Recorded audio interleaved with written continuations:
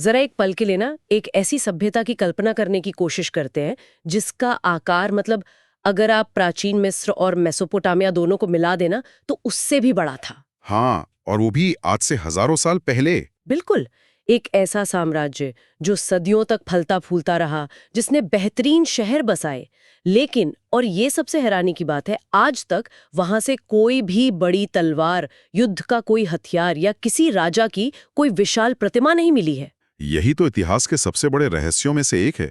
मतलब एक ऐसा समाज जो तकनीकी रूप से इतना उन्नत था, लेकिन फिर भी एकदम शांतिपूर्ण नजर आता है। एकदम सही। और शायद यही वजह है कि सिंधु घाटी सभ्यता सिर्फ इतिहासकारों के लिए ही नहीं, बल्कि किसी भी जिज्ञासु दिमाग के लिए एक चुंबक की तरह काम करती है। बिल्कुल। और आज हम इसी दिलचस्प विषय का एक बहुत ही गहरा विश्लेषण करने वाले हैं। हाँ, तो आज हमारे पास जो स्रोत सामग्री है ना, वो कोई आम इतिहास की किताब नहीं है। ये MCQ वाला इंडियन हिस्ट्री सिलेक्शन सीरीज का पहला चैप्टर है। सही कहा। और सतह पर देखने से शायद लगे कि ये सिर्फ प्रतियोगी परीक्षाओं की तैयारी के लिए है। लेकिन इसके भीतर जानकारी को पेश करने का जो तरीका है, वो सच में अद्भुत है। एकदम।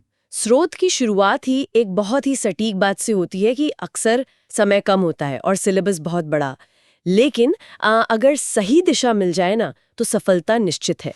मैं यही सोच रही थी कि ये माइंडसेट कितना जरूरी है। हाँ, और इस स्रोत की जो रणनीति मुझे सबसे ज्यादा प्रभावी लगी, वो है इसकी एग्जाम ट्रैप वाली तकनीक। अच्छा, वो मेन और साइड क्वेश्चन वाली? हाँ, बिल्कुल। अक्सर होता क्या है कि लोग बस तथ्यों की एक लिस्ट रट लेते हैं, लेकिन ये सामग्री मेन क्वेश्चन के साथ एक साइड क्वेश्चन जोड़ती है। मतलब ये रटने की जगह कॉन्सेप्ट क्लियर करने पे जोर देती है। एकदम सही।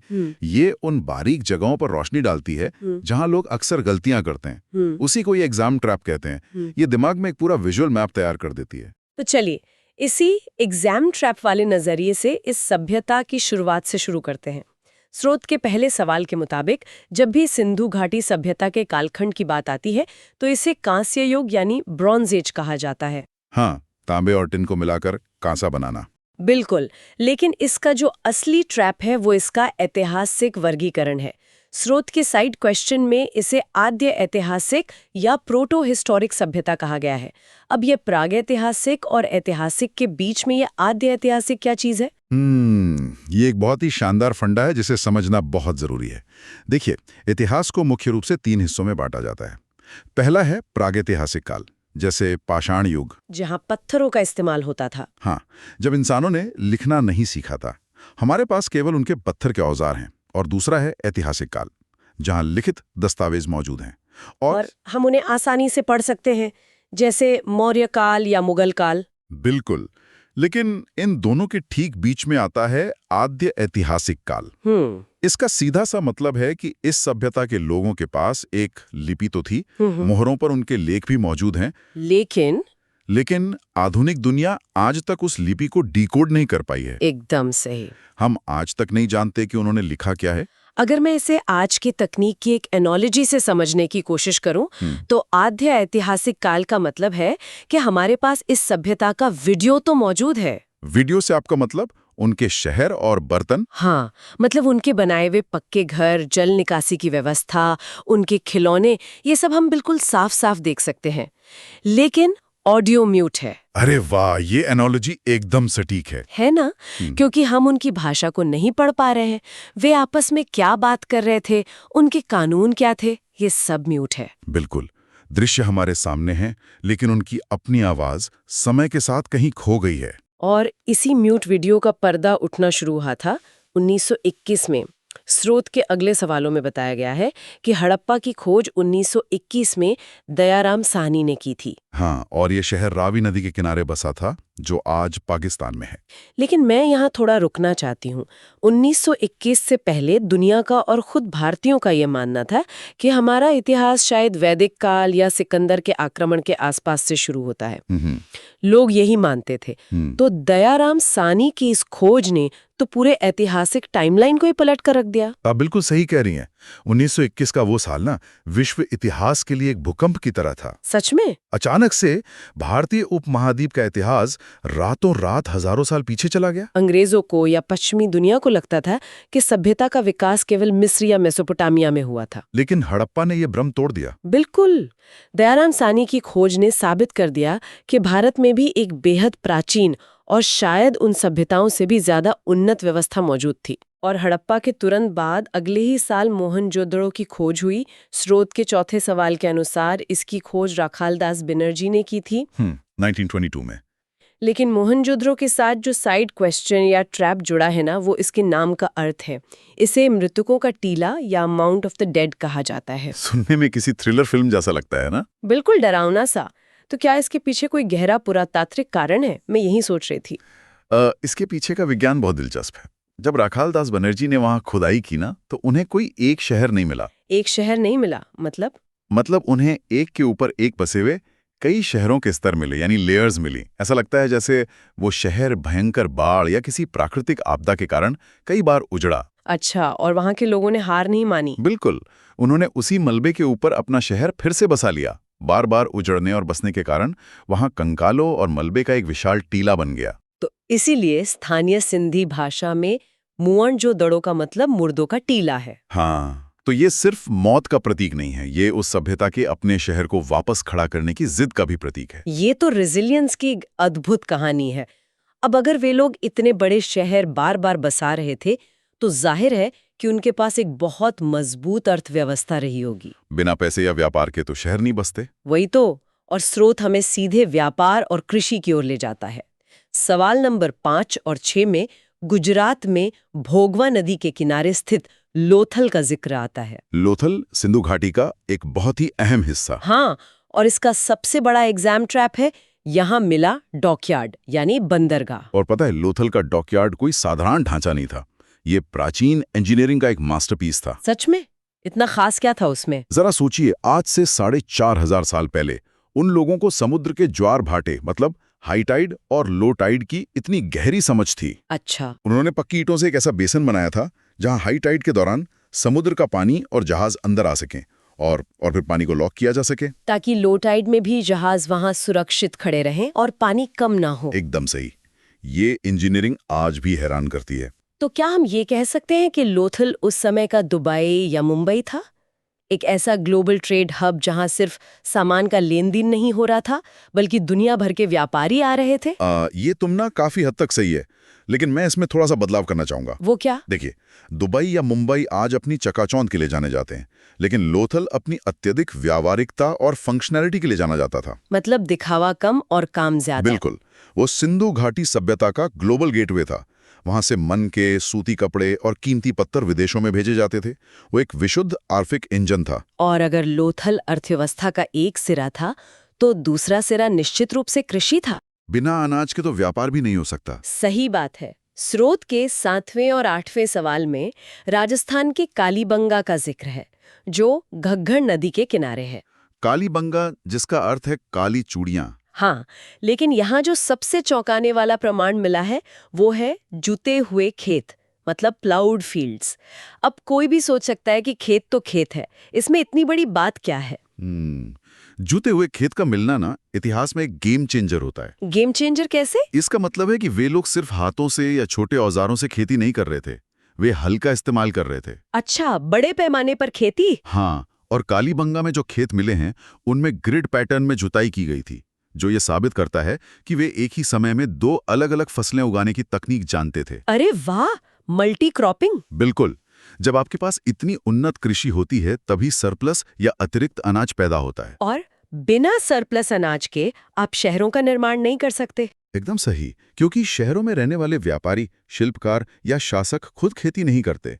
उन्हें खिलाने के लिए किसानों को अपनी जरूरत से ज्यादा उगाना पड़ता है। क्या बात है। मतलब कालीबंगा के किसानों की मेहनत ही लोथल के व्यापारियों और मोहनजोदड़ो के लोगों का पेट भर रही थी। ये सब आपस में कितनी गहराई से जुड़ा हुआ है। ये पूरी एक सप्लाई चेन थी जो बेहतरीन तरीके से काम कर रही थी। इसी सप्लाई चेन को आगे बढ़ाते हुए स्रोत के 9वें से 14वें सवाल हमें शिल्प और भौगोलिक विस्तार की तरफ ले जाते हैं। सबसे पहले पंजाब में सतलज नदी के किनारे रोपड़ का जिक्र है और फिर पाकिस्तान के चन्हू का।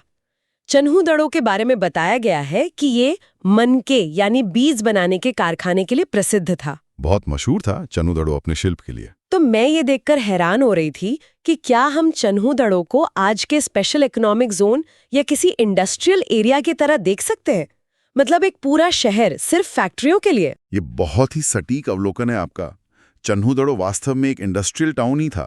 वहाँ कोई किले नहीं थे। नहीं, वहाँ कोई बड़े किले या शासकों के रहने के स्थान नहीं मिले हैं। वहाँ सिर्फ मनके बनाने के छोटे बड़े कारखाने, तांबे के औजार बनाने की भट्टियां और शिल्पकारों के घर मिले हैं। मतलब उन्होंने अपनी पूरी अर्थव्यवस्था को जोन में बांट रखा था। बिल्कुल। कुछ शहर प्रशासनिक थे, कुछ व्यापारिक, और चन्हू जैसे शहर पूरी तरह से मैन्युफैक्चरिंग पर केंद्रित थे। ये एक बेहद आधुनिक सोच है। और ये सब कितने बड़े इलाके में फैल रहा था। स्रोत में आगे 11वें सवाल में गुजरात के रंगपुर का जिक्र है, जहां से चावल के प्रमाण मिले हैं। हाँ, चावल की भूसी मिली है वहां। और फिर इस सभ्यता के चारों कोनों की बात आती है। सबसे पूर्वी स्थल उत्तर प्रदेश का आलमगीरपुर, जो हिंडन नदी पर है, और सबसे दक्षिणी स्थल महाराष्ट्र का दैमाबाद। अगर हम एक नक्शा उठाएं और इन जगहों को मार्क करें ना, तो इसका भौगोलिक विस्तार दिमाग चकरा देने वाला है। सच में बहुत विशाल है। उत्तर में कश्मीर से लेकर दक्षिण में महाराष्ट्र के दैमाबाद तक, और पश्चिम में बलूचिस्तान से लेकर पूर्व में उत्तर प्रदेश के आलमगीरपुर तक। इतने विशाल क्षेत्रफल में एक जैसी मापतौल प्रणाली का होना, और ईंटों का एक ही स्टैंडर्ड साइज होना। हाँ, 4:2:1। ये कोई इत्तेफाक नहीं हो सकता। इसके पीछे एक बहुत बड़ा सिस्टम रहा होगा। लेकिन इतने बड़े इलाके को कंट्रोल कैसे किया जाता होगा? क्योंकि हमारे पास तो कोई सबूत नहीं है कि उनके पास कोई बहुत बड़ी सेना थी। यही तो सबसे बड़ा सवाल है। और शायद इसी प्रशासन के तरीके को समझने के लिए स्रोत का 14वां सवाल हमें गुजरात के धौलावीरा की ओर ले जाता है। इसकी सबसे बड़ी खासियत ये बताई गई है कि ये शहर 2 नहीं बल्कि 3 भागों में विभाजित था। ये सिंधु घाटी के सबसे बड़े एग्जाम ट्रैप्स में से एक है। वो कैसे? आमतौर पर हड़प्पा के ज्यादातर शहर 2 हिस्सों में बटे होते थे। एक ऊंचा हिस्सा, जिसे सिटाडेल या दुर्ग कहते थे, जहां शायद शासक वर्ग रहता था, और एक निचला शहर जहां आम लोग रहते थे, है ना? बिल्कुल। लेकिन धोलावीरा में एक तीसरा हिस्सा भी मिला है, जिसे मिडिल टाउन या मध्यमा कहा गया है। तो ये तीसरा हिस्सा किसके लिए था? ये इस बात का बहुत बड़ा संकेत है कि शायद वहां समाज में एक नया वर्ग उभर रहा था। क्या वे अमीर व्यापारी थे या कोई विशेष प्रशासनिक अधिकारी? मतलब एक मिडिल क्लास? हाँ, आप ऐसा कह सकती हैं।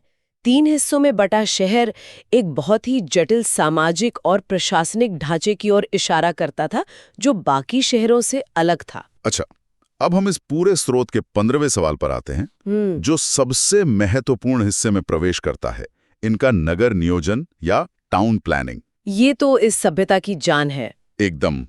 स्रोत बार बार जोर देता है कि इस सभ्यता की सबसे बड़ी पहचान इसका टाउन प्लानिंग है। इसे भारत का पहला नगरीकरण यानी फर्स्ट अर्बनाइजेशन कहा गया है। और स्रोत का साइड क्वेश्चन ये भी याद दिलाता है कि भारत का दूसरा नगरीकरण बहुत बाद में महाजनपद काल में हुआ था। हाँ, बुद्ध के समय में। और ये पहला नगरीकरण कोई साधारण बात नहीं थी। ग्रिड सिस्टम पर बनी सड़कें जो एक दूसरे को 90 डिग्री के समकोण पर काटती थीं। और मैंने कहीं पढ़ा था कि घरों के दरवाजे मुख्य सड़क की बजाय गलियों में खुलते थे। बिल्कुल, ताकि धूल और शोर से बचा जा सके। और सबसे बड़ी बात, इनकी जल निकासी व्यवस्था। हाँ, ड्रेनेज सिस्टम। पक्की ईंटों से ढकी हुई नालियां और हर घर में एक कुआं। आज के दौर में भी हमारे कई आधुनिक शहरों में वैसी ड्रेनेज व्यवस्था नहीं है जैसी उन्होंने 4500 साल पहले बना ली थी। ये सच में हैरान करने वाला है। और इन सब महान उपलब्धियों को जमीन से निकालकर दुनिया के सामने लाने का आधिकारिक काम किसने किया? ये भी स्रोत में बहुत अच्छे से बताया गया है। हाँ, सवाल नंबर 16 बताता है कि 1861 में अलेक्जेंडर कनिंघम द्वारा ASI यानी भारतीय पुरातत्व सर्वेक्षण की स्थापना की गई थी। और ASI की स्थापना एक बहुत जरूरी कदम था उस वक्त। क्यों? ऐसा क्या हो रहा था? आपको जानकर हैरानी होगी कि हड़प्पा की ईंटें इतनी पक्की और अच्छी थी कि 19वीं सदी में जब रेलवे लाइनें बिछाई जा रही थी ना, अच्छा, तो ठेकेदार वहां से ईंटें निकालकर रेलवे ट्रैक के नीचे बिछाने लगे थे। उन्हें पता ही नहीं था कि वे दुनिया की सबसे पुरानी सभ्यताओं में से एक को नष्ट कर रहे हैं। बाप रे, ये तो बहुत बड़ा नुकसान हो जाता। बिल्कुल। कनिंघम और एएसआई ने इस विनाश को रोका और इस खोज को एक वैज्ञानिक और संस्थागत तरीका दिया। अच्छा, इमारतों की बात हो रही है, तो स्रोत के 17वें सवाल में मोहनजोदड़ो की सबसे बड़ी इमारत का जिक्र है अन्नागार या ग्रैनरी। हाँ, और यही से वो विश्व प्रसिद्ध कांसे की नर्तकी यानी ब्रॉन्ज डांसर की मूर्ति भी मिली थी। मैं सोच रही थी, इतना विशाल अन्नागार, क्या हम इसे उस समय का रिजर्व बैंक या कोई विशाल इमरजेंसी फंड मान सकते हैं? रिजर्व बैंक की एनोलॉजी बिल्कुल परफेक्ट है। सच में? हाँ, क्योंकि उस समय कोई कागजी मुद्रा या सिक्के तो थे नहीं। अर्थव्यवस्था बार्टर सिस्टम या वस्तु विनिमय पर चलती थी। ऐसे में अनाज ही सबसे बड़ी करेंसी था। मतलब जिसके पास अनाज वही अमीर। एकदम।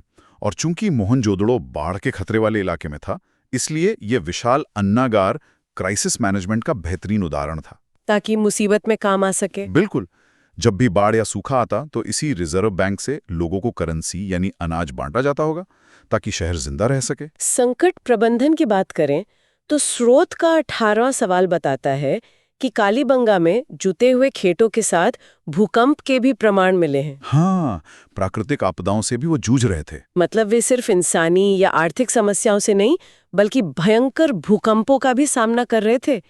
लेकिन इन सब में जो सबसे बड़ा एग्जाम ट्रैप है, सवाल नंबर 19 और 20, वो मुझे सबसे ज्यादा चौंकाने वाला लगा। आप कांसे और लोहे वाले सवाल की बात कर रही हैं ना? हाँ, ये लोग कांसे से तो पूरी तरह परिचित थे, लेकिन लोहे के बारे में कुछ नहीं जानते थे। बिल्कुल, उन्हें लोहे का कोई ज्ञान नहीं था। मतलब इतने बड़े बड़े शहर, इतनी शानदार ड्रेनेज व्यवस्था, विशाल अन्नागार, डॉकयार्ड्स, और ये सब बिना लोहे के।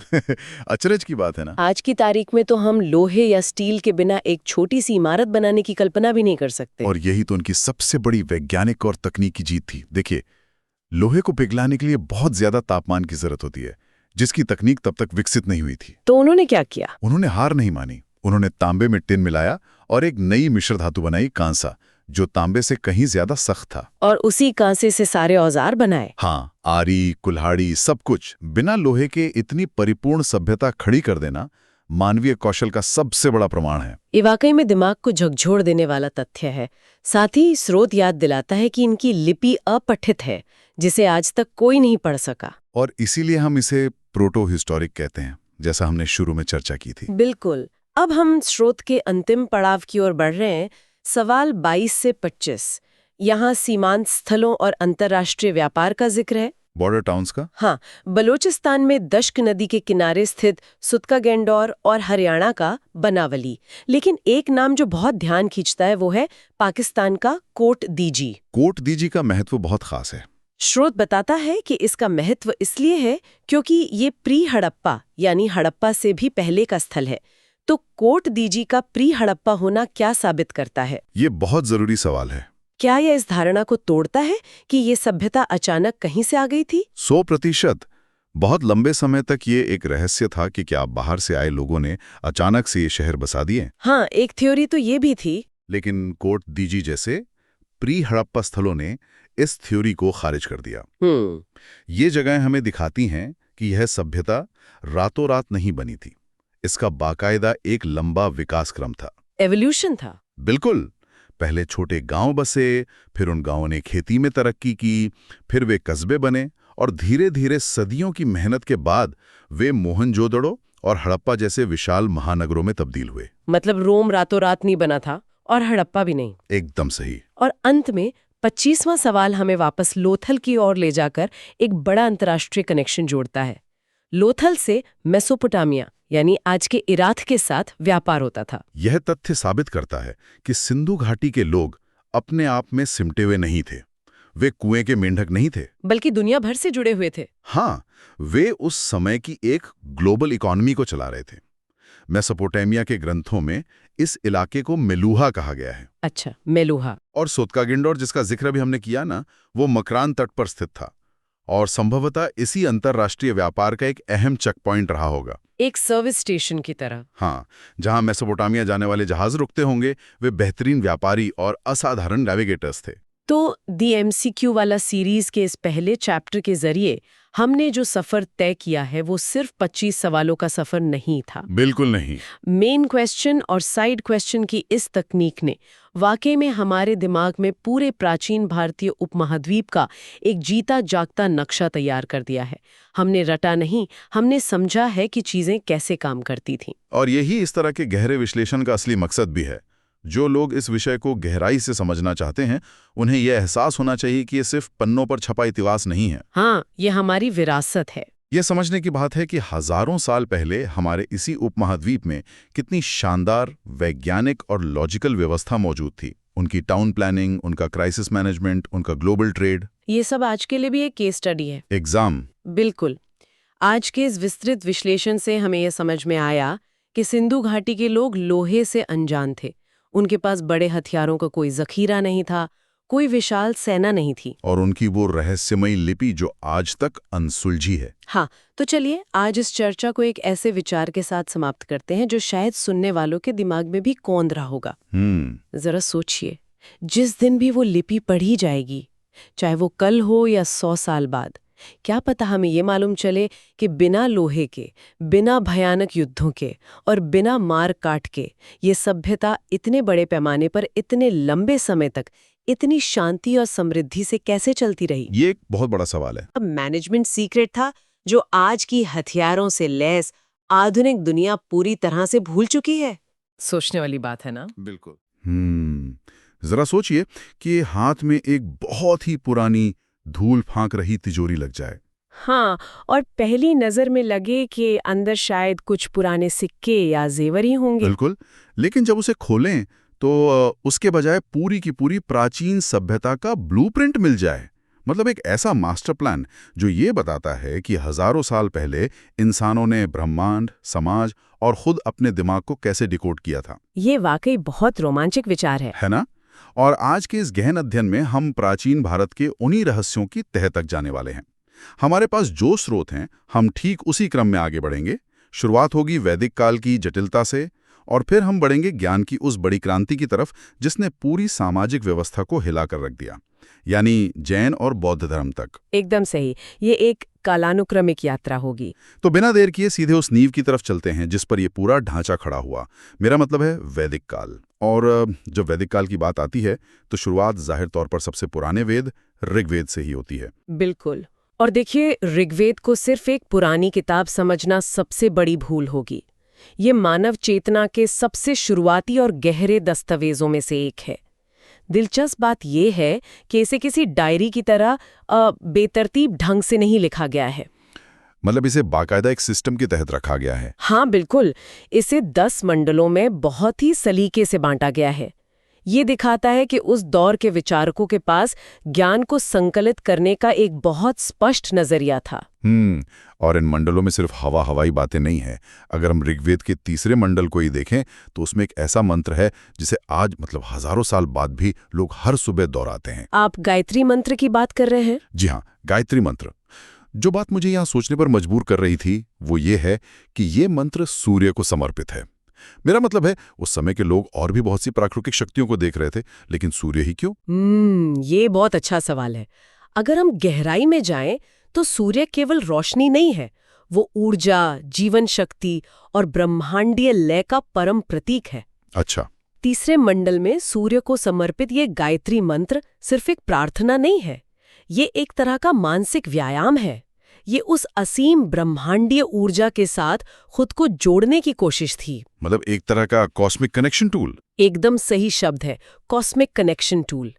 वे लोग समझ रहे थे कि हम ब्रह्मांड से अलग नहीं है। ये बहुत ही शानदार नजरिया है, लेकिन अध्यात्म और ब्रह्मांड की बातें तो अपनी जगह हैं। आखिरकार जमीन पर रहकर एक समाज भी तो चलाना होता है। नियम चाहिए, प्रशासन चाहिए। बिल्कुल। और यहीं पर वैदिक ढांचे का दूसरा हिस्सा आता है। हाँ, अथर्ववेद। और अथर्ववेद की भूमिका यहाँ बहुत दिलचस्प हो जाती है।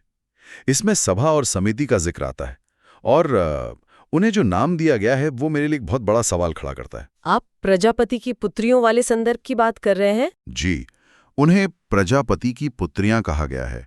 प्रजापति यानी सृष्टिकर्ता। अब जरा सोचिए, प्रशासन की 2 संस्थाओं को सीधे भगवान की बेटियां क्यों कहा जाएगा? क्या ये राजाओं का कोई चालाकी भरा राजनीतिक पैंतरा था? देखिए, चालाकी भरा नहीं, बल्कि यह सत्ता को संतुलित करने का एक बेहद जीनियस तरीका था। प्राचीन काल में हमेशा ये डर होता था कि कोई राजा निरंकुश न हो जाए, डिक्टेटर न बन जाए। हाँ, कोई भी इंसान सत्ता पाकर मनमानी कर सकता है। बिल्कुल। सभा और समिति वे संस्थाएं थीं जिनमें लोग राजा को सलाह देते थे। अब अगर राजा को लगे कि वो सबसे ऊपर है तो वो इनकी बात क्यों मानेगा? सही बात है। लेकिन जब समाज ने सभा और समिति को प्रजापति की पुत्रियां घोषित कर दिया, तो इसका सीधा सा मतलब था कि इन संस्थाओं की आवाज ईश्वरीय आवाज है। अरे वाह! मतलब अगर राजा ने सभा की बात नहीं मानी तो उसने सीधे सृष्टिकर्ता का अपमान कर दिया? बिल्कुल। ये राजा की शक्तियों पर लगाम कसने का एक बेहद कूटनीतिक तरीका था। ये बताता है कि उस समय का समाज पॉलिटिकल साइंस की गहरी समझ रखता था। क्या बात है! धर्म और राजनीति का ऐसा बैलेंस सच में हैरान करता है। अब जैसे जैसे ये समाज आगे बढ़ा, वैसे वैसे वेदों का ज्ञान और कर्मकांड बहुत जटिल होते गए। मुझे ये पूरी वैदिक व्यवस्था आज के किसी बहुत ही कॉम्प्लेक्स सॉफ्टवेयर सिस्टम की तरह लग रही है। मैं समझ रही हूँ आप किस तरफ इशारा कर रहे हैं। मेरे दिमाग में एक एनालॉजी आ रही है क्या हम वेदों को किसी प्राचीन ओपन सोर्स ऑपरेटिंग सिस्टम की तरह देख सकते हैं, जहां ऋग्वेद के मंडल उसके कोर अपडेट्स या कोर कर्नल हैं? ये एक बहुत ही मजेदार और सटीक एनालॉजी है। और अगर ऋग्वेद कोर ऑपरेटिंग सिस्टम है, तो जाहिर है कि उस सिस्टम की कोडिंग इतनी मुश्किल थी कि कोई आम इंसान उसे आसानी से रन नहीं कर सकता था। ठीक यही मैं सोच रहा था। मतलब आम लोगों को उस सिस्टम को इस्तेमाल करने के लिए कुछ तो चाहिए होगा। तो क्या हम कह सकते हैं कि जो ब्राह्मण ग्रंथ हैं वे उस ऑपरेटिंग सिस्टम के यूजर मैनुअल थे? हाँ, बिल्कुल कह सकते हैं, क्योंकि ऋग्वेद को समझने के लिए ही ऐतरेय ब्राह्मण ग्रंथ लिखा गया। और सामवेद के लिए पंचविश। एकदम सही। वेद इतने गूढ़ थे कि अनुष्ठानों का सही समय और अर्थ समझना आसान नहीं था। इसलिए यूजर मैनुअल के रूप में ये ब्राह्मण ग्रंथ आए। उन्होंने थ्योरी को प्रैक्टिकल में बदल दिया। और फिर आते हैं 6 वेदांग, जैसे कि ज्योतिष। तो इस टेक एनालॉजी में वेदांग क्या होंगे? क्या वो इस सिस्टम के प्लगइन्स या एड ऑन टूल्स हैं? आप उन्हें परफेक्ट शेड्यूलिंग प्लगइन्स कह सकते हैं। अगर ब्राह्मण ग्रंथ ये बताते हैं कि अनुष्ठान कैसे करना है, तो वेदांग जैसे ज्योतिष ये तय करते हैं कि वो कब करना है। अच्छा, ग्रहों और नक्षत्रों के हिसाब से? हाँ, ब्रह्मांड की स्थिति के अनुसार कौन सा समय सबसे सटीक रहेगा।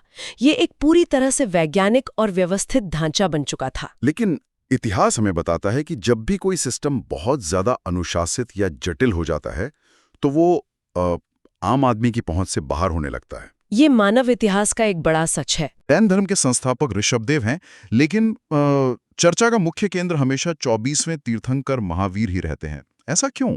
देखिए, इसका कारण ये है कि किसी विचार की शुरुआत करना अलग बात है, लेकिन उसे एक ऐसा रूप देना जो पूरे समाज को बदल दे, वो बिल्कुल अलग है। मतलब महावीर के समय तक हालात काफी बदल चुके थे। हाँ, उनके समय तक समाज में वैदिक कर्मकांड चरम पर थे।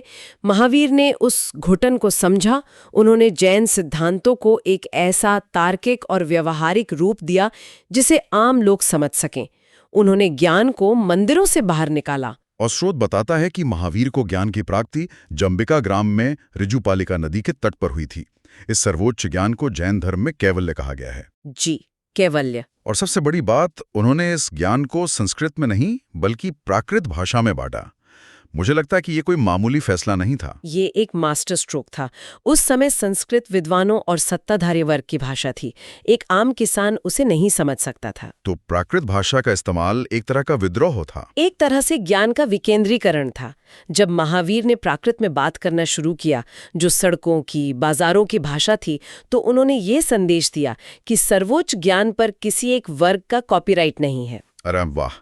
मतलब उन्होंने सबसे जटिल थियरीज को लोकल भाषा में पब्लिश कर दिया। और स्रोत के आखिरी हिस्से में जिक्र है कि महावीर को पावापुरी में 72 वर्ष की आयु में निर्वाण प्राप्त हुआ। जी, और यहाँ निर्वाण का मतलब शरीर का त्याग है। ये जन्म और मृत्यु के चक्र से हमेशा के लिए आजाद हो जाना है। पावापुरी में 72 वर्ष की आयु में उनका निर्वाण एक लंबी आध्यात्मिक पूर्णता का प्रतीक है। ये तो हुई जैन धर्म के सफर की बात। लेकिन ठीक इसी समय स्रोत सामग्री एक और बहुत बड़ी समानांतर घटना की ओर ले जाती है। एक और दर्शन आकार ले रहा था, बौद्ध धर्म। बिल्कुल, गौतम बुद्ध का दर्शन। स्रोत के अनुसार बुद्ध को ज्ञान बोध गया में वैशाख पूर्णिमा के दिन मिला। लेकिन जो चीज मुझे यहाँ आश्चर्य में डाल रही है वो ये है कि बौद्ध धर्म में इसी ज्ञान प्राप्ति को निर्वाण कहा गया है। हाँ, ये जैन धर्म से एक बहुत बड़ा अंतर है। वही तो।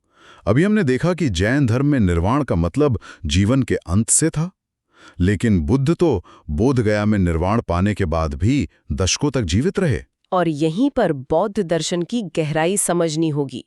बौद्ध संदर्भ में निर्वाण का मतलब शरीर का खत्म होना नहीं है, बल्कि मन का आजाद होना है। अच्छा। निर्वाण का शाब्दिक अर्थ होता है बुझ जाना। जब बुद्ध बोध गया में बैठे तो उनके भीतर की अज्ञानता, तृष्णा और अहंकार की आग हमेशा के लिए बुझ गई। उसी बुझ जाने को निर्वाण कहा गया। मतलब शरीर अभी भी है, लेकिन अंदर का दुख खत्म हो चुका है। एकदम सही। आप इसी जीवन में मुक्त हो गए हैं। ये विचार बहुत ही आजाद करने वाला है। लेकिन बुद्ध के सफर में जो शब्दावली इस्तेमाल हुई है वो काफी भारी भरकम है। स्रोत बताता है कि घर त्यागने की घटना को महाभिनिष्क्रमण कहा गया। क्योंकि वो कोई आम घर छोड़ना नहीं था। एक राजा का बेटा पूरी मानवता के दुख का कारण खोजने निकल पड़ा था। ये मानव इतिहास का एक टर्निंग पॉइंट था। और बुद्ध ने अपना पहला उपदेश सारनाथ में दिया, जिसे धम्मचक्र प्रवर्तन का नाम दिया गया। धर्म का पहिया घुमाना। ये शब्द ऐसा लगता है जैसे किसी ग्लोबल मूवमेंट की शुरुआत की घोषणा हो रही हो। ये घोषणा ही थी। एक पहिया जब गति में होता है तो वो जड़ता को तोड़ता है। ये पुराने कर्मकांडों को पीछे छोड़ते हुए आगे बढ़ने का प्रतीक था। लेकिन यहीं पर मुझे एक बहुत अजीब मगर शानदार विरोधाभास नजर आता है। एक तरफ महाभिनिष्क्रमण है, यानी सब कुछ छोड़कर संन्यास ले लेना, लेकिन दूसरी तरफ स्रोत बताता है कि बौद्ध धर्म की बुनियाद त्रिरत्नों पर टिकी है, बुद्ध, धम्म और संघ। जी। एक व्यक्ति जो सब कुछ त्याग चुका है वो एक संघ यानी संस्था क्यों बना रहा है? क्या संन्यास और संगठन एक दूसरे के विरोधी नहीं है? सतही तौर पर ये विरोधाभास लगता है, लेकिन बुद्ध बहुत ही व्यवहारिक इंसान थे। उन्हें पता था कि वे खुद नश्वर हैं। उनकी शिक्षाएं हवा में गायब हो सकती हैं अगर उन्हें जिंदा रखने वाला कोई न हो। अच्छा, तो भविष्य के लिए? हाँ, इसीलिए उन्होंने संघ बनाया, भिक्षुओं का एक ऐसा अनुशासित संगठन जिसका काम उस ज्ञान को जीना और अगली पीढ़ी तक पहुंचाना था। मतलब ये एक नॉलेज ट्रांसफर मैकेनिज्म था। बिल्कुल। और इसी मैकेनिज्म का हिस्सा थे उनके ग्रंथ, जिन्हें त्रिपिटक कहा जाता है। ज्ञान को दस्तावेजों में तब्दील करना जरूरी था ताकि मिलावट ना हो। और स्रोत बताता है कि इस ज्ञान को सहेजने के लिए ही संगीतियों यानी काउंसिल्स का आयोजन हुआ। पहली बौद्ध संगीति राजगृह में हुई, जिसकी अध्यक्षता महाकश्यप ने की। आप इन्हें प्राचीन भारत के वर्जन कंट्रोल इवेंट्स कह सकते हैं। बुद्ध के जाने के बाद शिक्षाओं को उनके मूल रूप में संकलित करना बहुत जरूरी था। और फिर दूसरी संगीति वैशाली में हुई, और इसमें सबसे दिलचस्प बात यह है कि इसे शासक कालाशोक का संरक्षण प्राप्त था। ये एक बड़ा बदलाव था। अब राज्य सत्ता भी इस ज्ञान को बचाने के लिए आगे आ रही थी। इसका मतलब है कि बौद्ध धर्म समाज और राजनीति की मुख्य धारा का हिस्सा बन चुका था। तो अगर हम आज के हमारे स्रोत के सफर का सार निकालें तो ये वाकई अद्भुत है। हमने देखा कि शुरुआत ऋग्वेद के विशाल ढांचों और अथर्ववेद की सभा समिति से हुई। एक बहुत ही व्यवस्थित ढांचा। हाँ, और फिर वो ढांचा जंबिका ग्राम और बोधगया में व्यक्तिगत ज्ञान यानी कैवल्य और निर्वाण की ओर मुड़ गया, और अंततः राजगृह और वैशाली की संगीतियों में वो दोबारा एक बड़े संगठनात्मक रूप में यानी संघ और त्रिपिटक में बदल गया। ये पूरी टाइमलाइन दिखाती है कि कैसे प्राचीन विचारकों ने सिर्फ ज्ञान ही नहीं खोजा, बल्कि उसे आम लोगों तक पहुंचाने के लिए प्राकृत जैसी भाषा का इस्तेमाल किया और उसे सहेजने के लिए संस्थाएं बनाई। आज के समय में जब हमारे पास सूचनाओं की बाढ़ है, ये चर्चा बहुत प्रासंगिक लगती है। ज्ञान का होना ही काफी नहीं है, उसे व्यवस्थित करना भी उतना ही जरूरी है। मैं पूरी तरह सहमत हूँ। और इसी विचार के साथ एक आखिरी सवाल जिस पर हम सबको विचार करना चाहिए। जरा सोचिए, अगर राजगृह या वैशाली में वे बौद्ध संगीतियां ना हुई होती या वेदों को समझाने के लिए ब्राह्मण ग्रंथ न लिखे गए होते, तो क्या बोधगया के एक पेड़ के नीचे या ऋजुपालिका नदी के तट पर उपजा वो अनंत ज्ञान आज हम तक पहुंच पाता? यह सोचने वाली बात है। क्या महान विचार अपने आप जिंदा रहते हैं, या उन्हें जिंदा रखने के लिए हमेशा एक मजबूत संस्था जैसे संघ या समिति की आवश्यकता होती है? इस पर जरूर विचार कीजिएगा। आज के इस गहन अध्ययन में बस इतना ही। जरा सोचने वाली बात है, एक ऐसा विशाल साम्राज्य जहां सत्ता की भूख इतनी हावी हो जाए कि एक बेटा सिंहासन के लिए अपने ही पिता को बेड़ियों में जकड़ दे। और उसे काल कोठरी में डाल दे। बिल्कुल, और अंततः उसकी जान ले ले। ये किसी डार्क पॉलिटिकल थ्रिलर या गेम ऑफ थ्रोन्स की कोई काल्पनिक कहानी नहीं है। ये प्राचीन भारत के उस सुनहरे दौर का एक बहुत ही काला और प्रामाणिक सच है, जिसे हम मगध साम्राज्य के नाम से जानते हैं। सही कहा। जब हम प्राचीन इतिहास की बात करते हैं तो अक्सर हमारे दिमाग में राजाओं, महलों और भव्य दरबारों की एक बहुत ही आदर्श सी तस्वीर आती है। हाँ, बहुत ही साफ सुथरी तस्वीर। बिल्कुल, और ये एक बहुत ही सरलीकृत नजरिया है। हम ये मान बैठते हैं कि सत्ता बस स्वाभाविक रूप से किसी एक व्यक्ति के हाथ में आ जाती थी और बाकी दुनिया चुपचाप उस व्यवस्था को स्वीकार कर लेती थी। लेकिन जब हम सतह के नीचे झांकते हैं तो असलियत कहीं अधिक जटिल नजर आती है, और चौंकाने वाली भी। और यही आज की हमारी इस गहन चर्चा का मकसद है।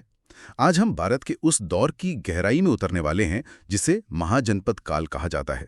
हम केवल इतिहास के पन्ने नहीं पलटेंगे, बल्कि उन तंत्रों को, उन मैकेनिज्म्स को समझेंगे जिन्होंने इस पूरी दुनिया को आकार दिया। कैसे एक नई तकनीक, कुछ नदियों के बहाव और इंसान की अंधी महत्वाकांक्षाओं ने मिलकर प्राचीन भारत के राजनीतिक नक्शे को हमेशा के लिए बदल दिया। तो चलिए इस जानकारी की परतें खोलते हैं। हमारे पास जो स्रोत सामग्री है, हम ठीक उसके अनुक्रम में, यानी स्लाइड दर स्लाइड क्रोनोलॉजिकल तरीके से आगे बढ़ेंगे ताकि कोई भी अहम कड़ी न छूटे। ये सही तरीका रहेगा। तो सबसे पहले एक बहुत ही बुनियादी सवाल पर आते हैं।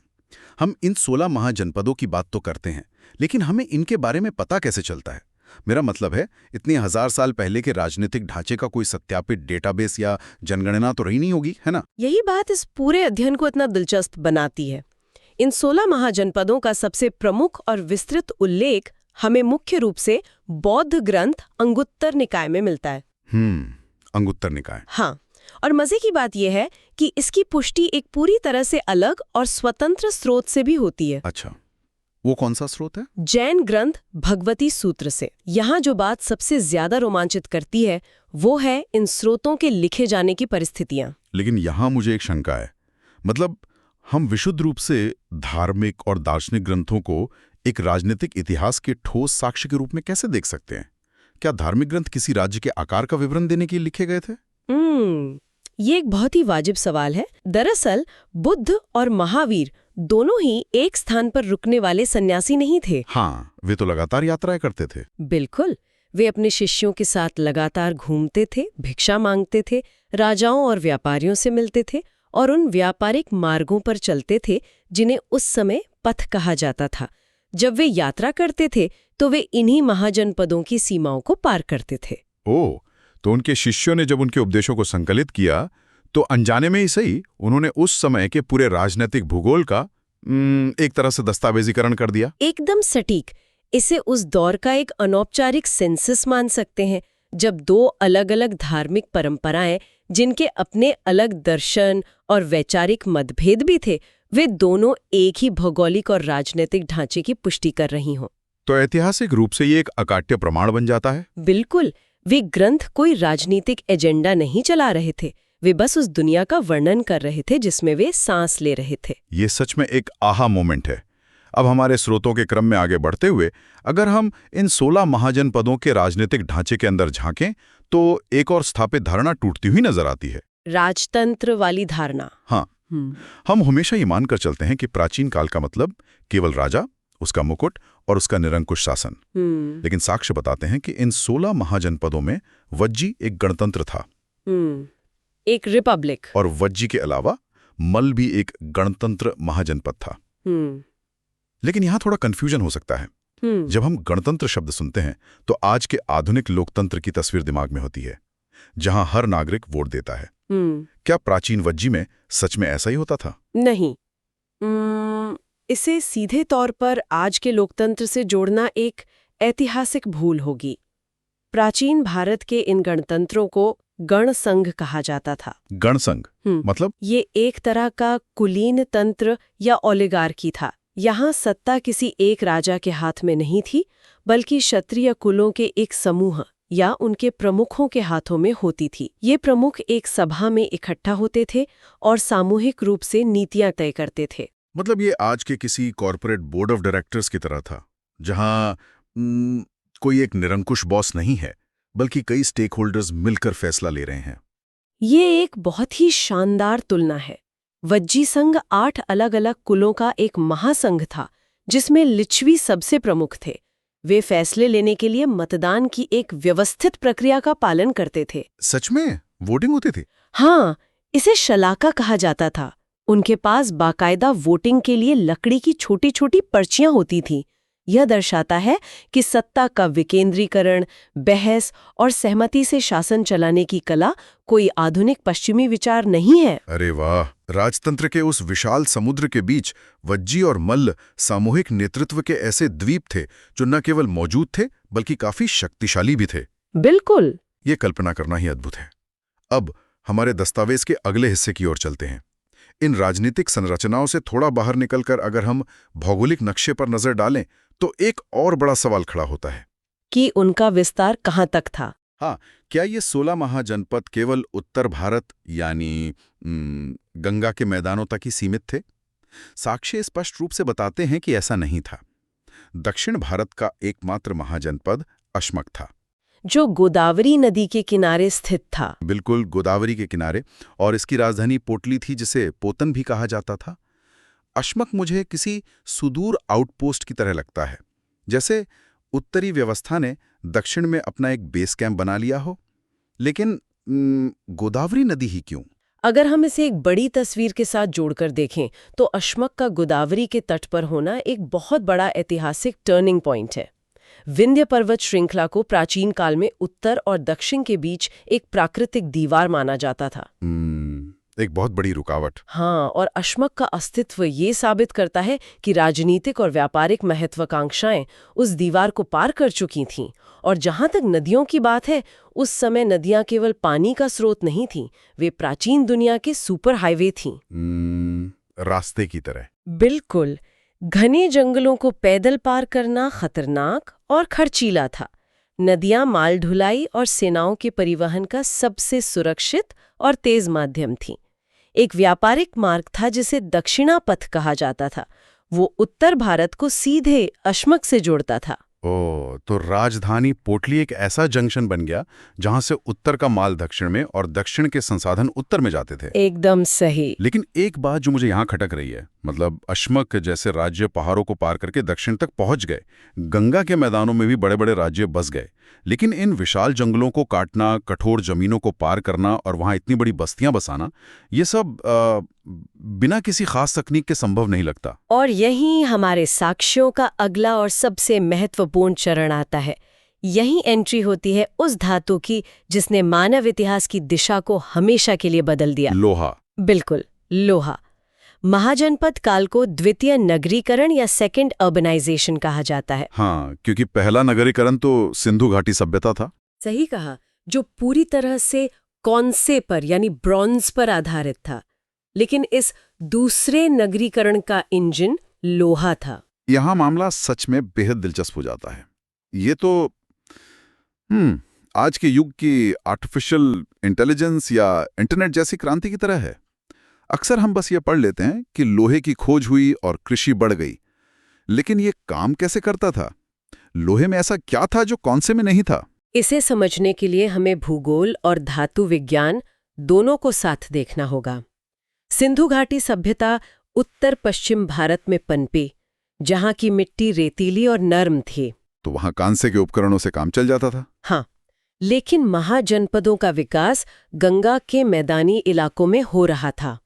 यहाँ की मिट्टी नदियों की गाद से बनी थी, जो सूखने पर चट्टान की तरह कठोर हो जाती थी। इसके ऊपर अत्यंत घने और विशाल जंगल थे। तो कांसे की कुल्हाड़ियों से उन पेड़ों को काटना लगभग असंभव था। कांसा एक नर्म धातु है, वो मुड़ जाता है। और लोहा वो काम आसानी से कर सकता था। बिल्कुल।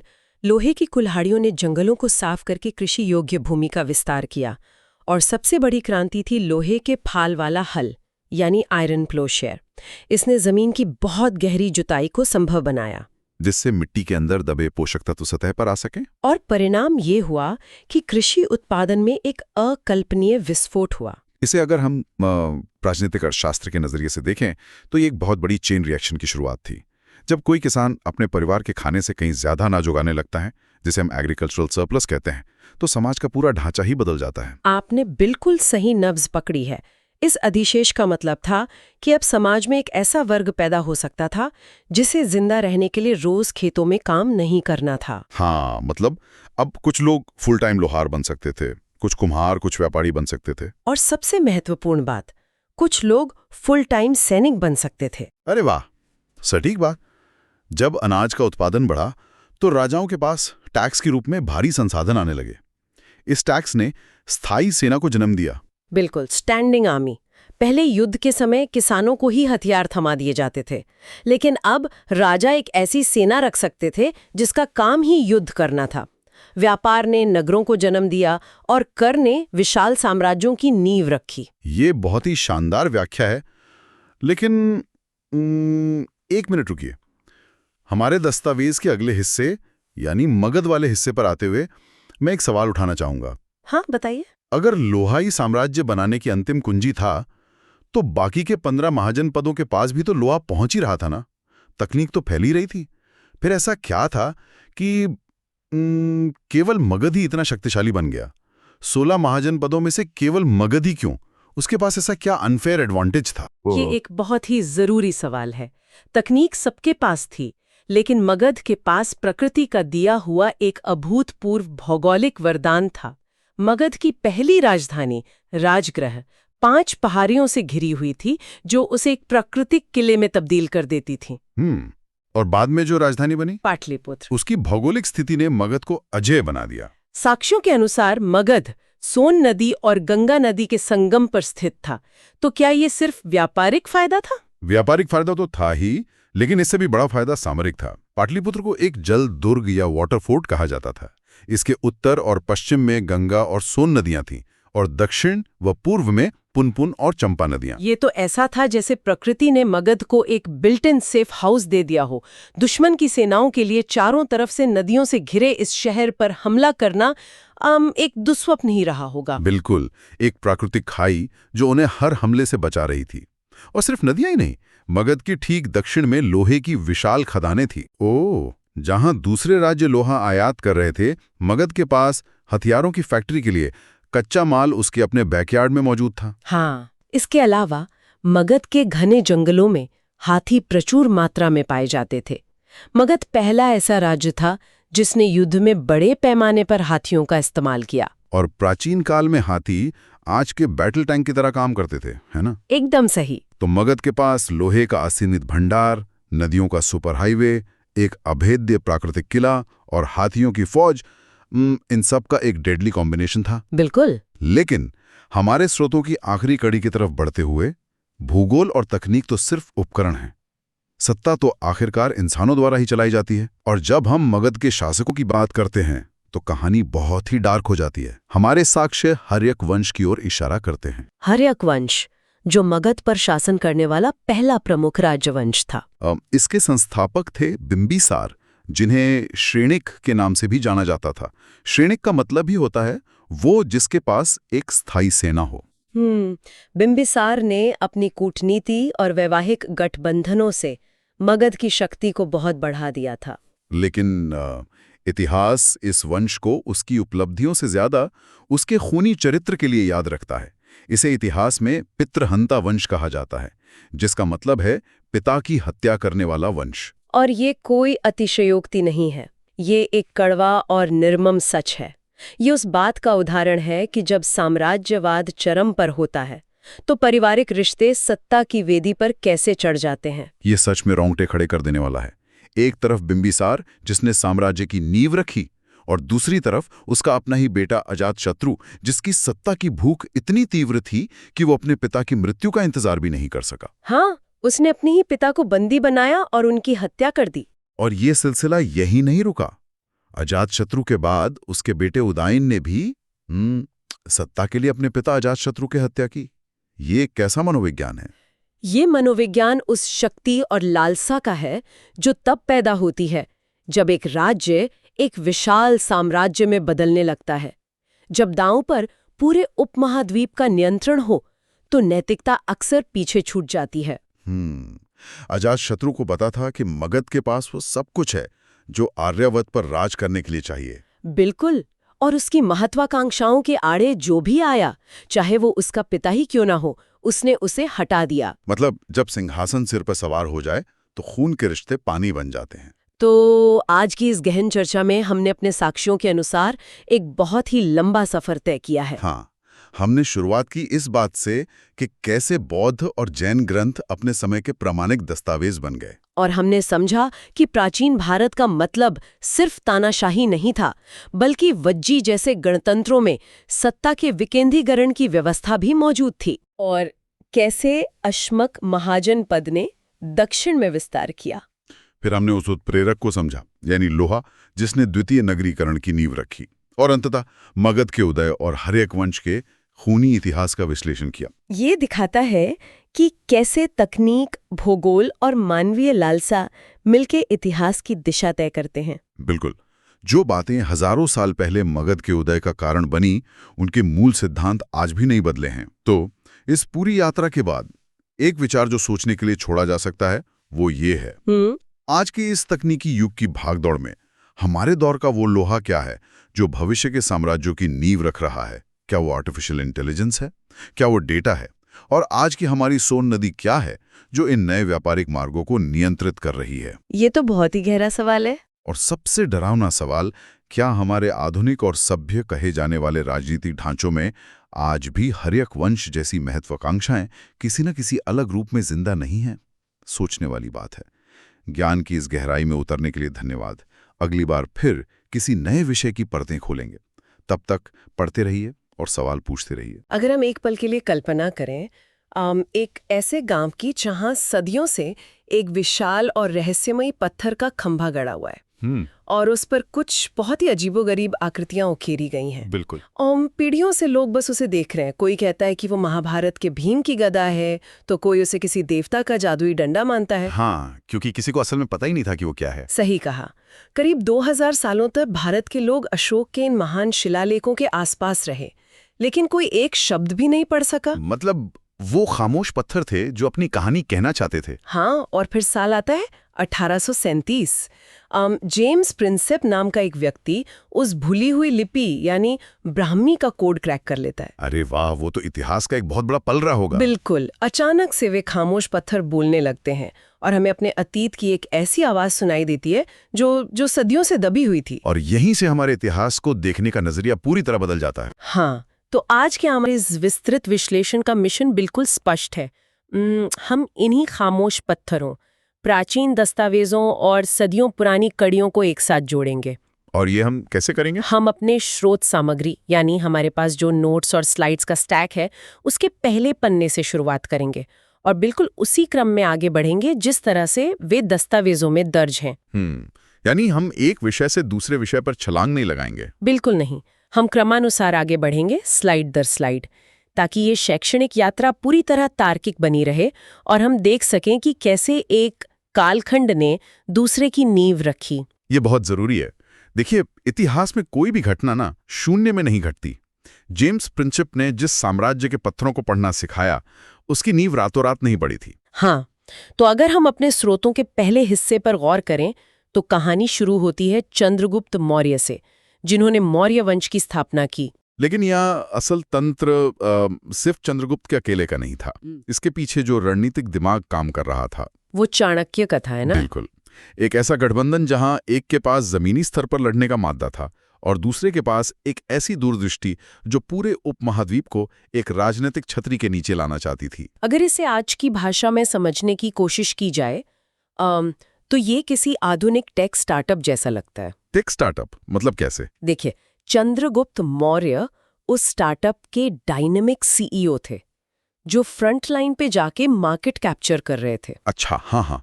लेकिन चाणक्य उस स्टार्टअप के मास्टरमाइंड, वीसी या चीफ स्ट्रैटेजिस्ट थे, जो बोर्ड रूम में बैठ के तय कर रहे थे कि किस प्रतिद्वंदी को कैसे खत्म करना है। ये एनालॉजी तो उस दौर की राजनीति पर बिल्कुल फिट बैठती है।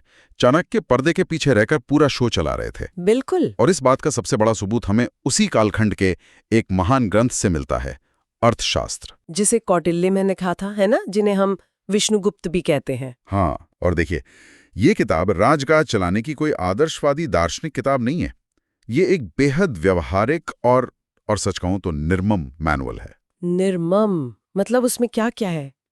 उसमें स्पष्ट बताया गया है कि कर या टैक्स कैसे वसूलना है, जासूसों का जाल कैसे बिछाना है, यहां तक कि दुश्मन राजाओं को अस्थिर करने के लिए विष कन्याओं का इस्तेमाल कैसे करना है। बाप रे, ये तो राज्य को एक मशीन की तरह चलाने का विज्ञान हो गया। बिल्कुल, एकदम कोल्ड और कैलकुलेटेड। और दिलचस्प बात यह है कि हमारे नोट्स हमें इसी समय काल का एक दूसरा नजरिया भी देते हैं। दूसरा नजरिया? हाँ, एक तरफ तो चाणक्य का अर्थशास्त्र है, जो सिस्टम के अंदर बैठे एक इनसाइडर का नजरिया है, और दूसरी तरफ मेगास्थनीज की इंडिका है।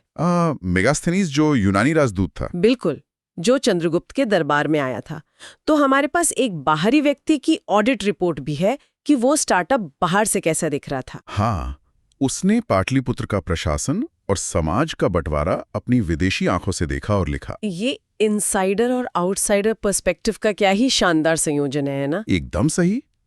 पर कोई भी राज्य हमेशा सिर्फ कूटनीति और कठोर नियंत्रण से तो नहीं चल सकता ना। और यहीं हमारे स्रोतों का क्रम एक बहुत बड़े वैचारिक बदलाव की ओर मुड़ता है। आप अशोक की बात कर रहे हैं। हाँ, हम टाइमलाइन में थोड़ा आगे बढ़ते हैं।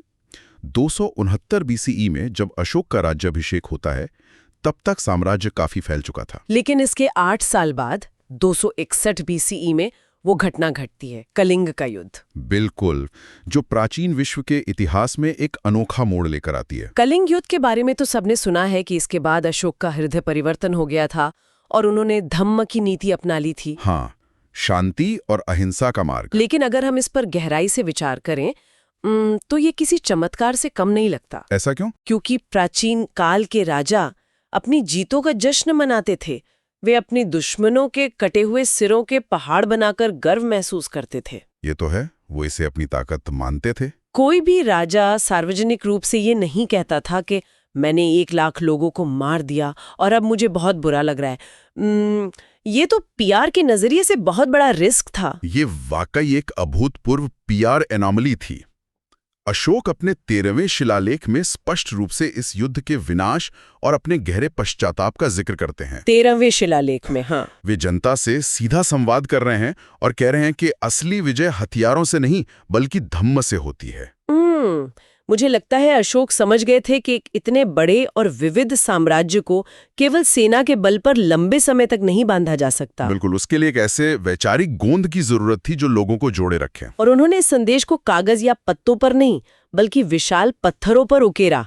और यहीं पर जेम्स प्रिंसेप की वो कहानी जुड़ती है जिससे हमने शुरुआत की थी। हाँ, अभिलेखों को पढ़ने वाली बात।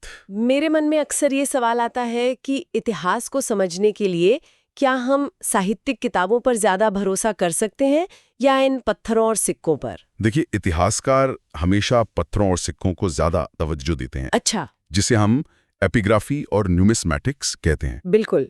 अभिलेखों के अध्ययन को एपिग्राफी और सिक्कों के अध्ययन को न्यूमिस्मैटिक्स। किताबें अक्सर दरबारी लिखते थे जिनमें बहुत अतिशयोक्ति होती थी। राजा की तारीफ में बढ़ा चढ़ा कर लिखना, है ना? और पांडुलिपियों को बार बार कॉपी किया जाता था तो उनमें छेड़छाड़ की गुंजाइश भी रहती थी। लेकिन पत्थर पर लिखा आदेश या ढाला गया सिक्का समय के उस विशिष्ट क्षण में फ्रीज हो जाता है। यानी पत्थर और धातुएं झूठ नहीं बोलती। एकदम सही। सिक्के राजा का नाम तो बताते ही हैं, राज्य की अर्थव्यवस्था भी दिखाते हैं। सोने का सिक्का है तो इकोनॉमी मजबूत है, मिलावट है तो राज्य संकट में है। तो हमारे स्रोत इसी क्रम में हमें एक और ऐसे ही पत्थर की तरफ ले जाते हैं जो सदियों के प्रशासनिक इतिहास को खुद में समेटे हुए हैं। आप सुदर्शन झील की बात कर रही हैं। बिल्कुल। इसका निर्माण चंद्रगुप्त मौर्य के समय में उनके गवर्नर पुष्यगुप्त ने करवाया था। और हमारे दस्तावेज बताते हैं कि सदियों बाद स्कंदगुप्त ने इसका पुनर्निर्माण करवाया। यही तो सबसे खास बात है। आज कोई एक सड़क बनाता है तो अगली सरकार उसे भूल जाती है, लेकिन यहाँ एक बुनियादी ढांचे को सदियों तक अलग अलग शासकों ने सहेजा। इससे पता चलता है कि प्राचीन भारत में जल प्रबंधन को कितनी गंभीरता से लिया जाता था।